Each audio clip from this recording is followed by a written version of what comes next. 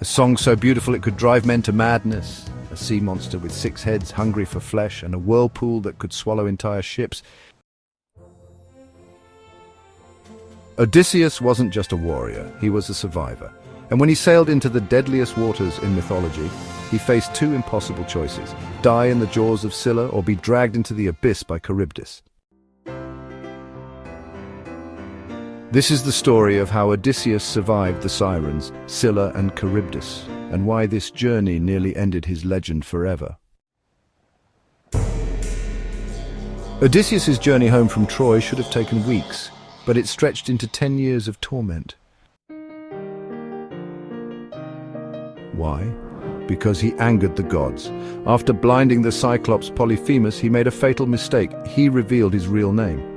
Polyphemus' father, Poseidon, god of the sea, heard his cry for vengeance and cursed Odysseus, ensuring that every wave, every storm, and every island he encountered would try to destroy him. For 10 long years, Odysseus and his crew faced unimaginable hardships. Each day was a battle for survival with no end in sight. The gods' wrath was relentless, and their journey seemed like an endless nightmare. Now Odysseus and his remaining crew had reached a critical point in their journey. The only way home was through a passage so deadly no mortal ship had ever survived it. On one side, Scylla, a monstrous multi-headed sea creature that devoured sailors alive. On the other, Charybdis, a massive living whirlpool that could swallow ships whole. And before they even got there, they had to survive the Sirens, creatures so dangerous that their voices alone could bring death. Odysseus and his men approached a stretch of sea where no wind blew.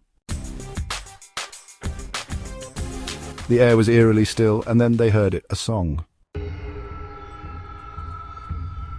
Not just any song, but the most beautiful sound ever created. It was the Sirens, mythical beings who lured sailors to their doom with voices so enchanting men would willingly steer their ships into the rocks, desperate to hear more. But Odysseus knew this was coming.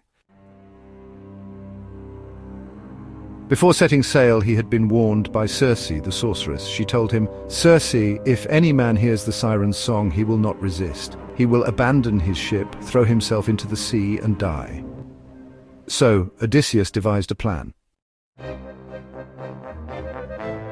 He ordered his men to plug their ears with wax, making them completely deaf to the Sirens' voices. But Odysseus, ever the seeker of knowledge, wanted to hear the song himself without dying. So he had his men tie him to the mast, instructing them, no matter how much he begged, no matter how much he screamed, they could not release him. As the ship sailed past, the Sirens called to him.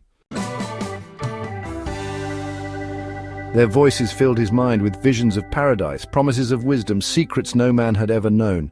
He begged his men to untie him. Screamed, ordered, but they didn't listen. They kept rowing, faster and faster, until the Sirens' island disappeared behind them. And just like that, Odysseus became the only man to hear the Sirens and live. But their troubles were far from over.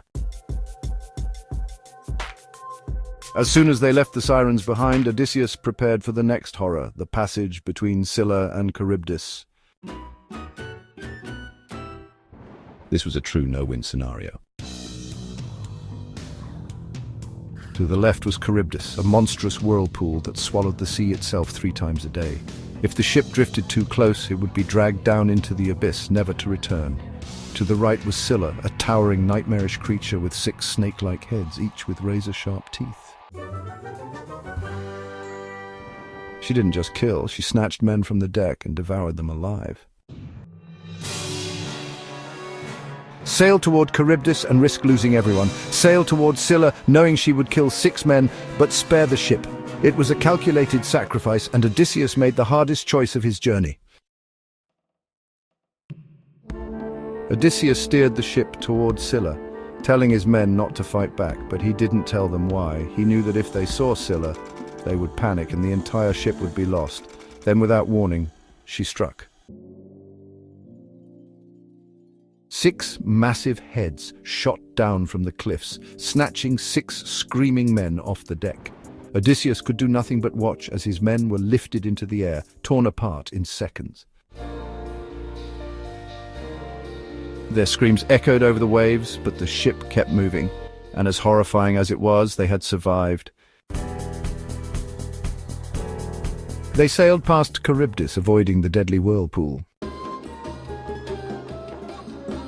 They had lost 6 men, but the ship and the rest of the crew were still alive.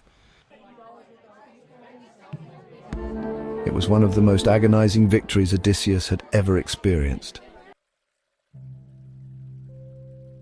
Odysseus and his remaining crew had escaped the Sirens, Scylla and Charybdis, but they were now scarred and broken. They had lost too many men, endured too much suffering, and yet they were still not home. And Odysseus knew the worst was yet to come. Their next stop, the island of Helios, where a single mistake would doom them all. But that is a story for another time. A man who had to choose who would live and who would die. Odysseus didn't just fight monsters. He outsmarted them, proving that survival isn't about strength alone, but wisdom, strategy, and sacrifice. And his journey was far from over. Want to hear what happened next? The wrath of the sun god, the battle for Ithaca, the final curse of Poseidon. Like and subscribe for more mythological legends and mysteries.